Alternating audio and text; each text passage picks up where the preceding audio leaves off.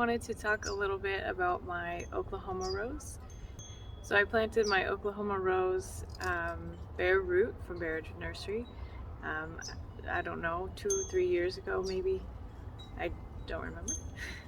So when you pick up your roses, a lot of times they, especially from like a nursery, they'll have a little card that comes with it so that you can kind of read about the rose and how it's supposed to be and do. So here is the card for the Oklahoma. You can see it says it's a hybrid tea, and then on the back it kind of gives a description. So this description says, dark red sister of Mr. Leekin, fragrant. This well-known of the black reds produces big buds and graceful flowers on a bushy plant with large leaves.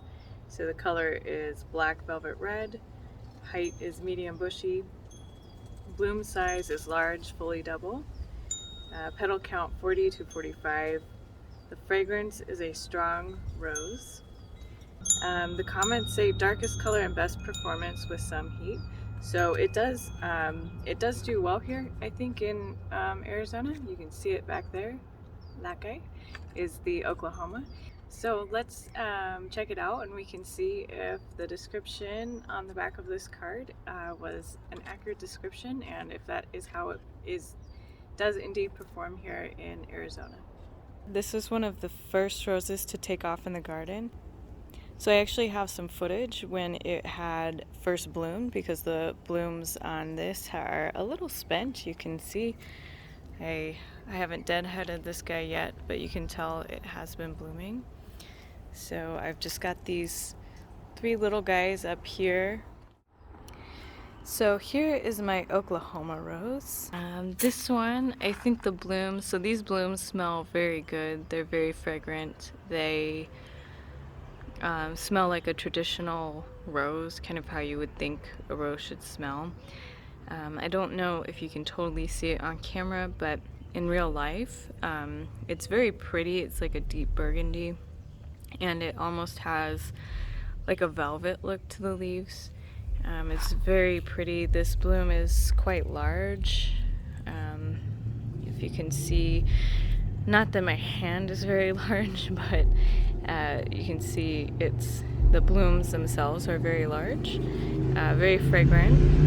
I think it has like a pretty nice growth pattern in that like it will grow a nice hardy stem, and then there's typically kind of one bloom. Here's one that's a little more open. I think it has a good amount of petals. It's very pretty. It doesn't droop, so it typically has the nice cane with one bloom at the end of it, and it doesn't nod or droop or anything. Very pretty. I think this one does pretty well in the heat. Like I said, this is one of the first ones blooming in the garden, and it should repeat bloom, and it does tolerate the heat probably a bit more than some of the other roses. This guy did get a little bit of powdery mildew, so the foliage isn't as pretty as normal. I forgot I was watering not once but twice, so not only did I water all day, but I watered all night, so it did get a little bit of powdery mildew.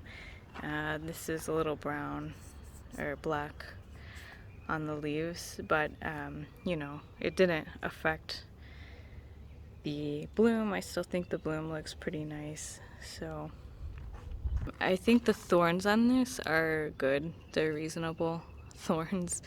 There's usually enough of a gap on the stalk or stem that you can hold or grab. So the thorns on this aren't too bad.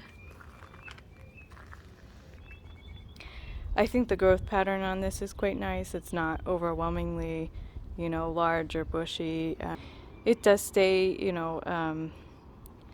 compact within reason. It's a good size. It's not too small. It's not too large. So I do like this rose a lot.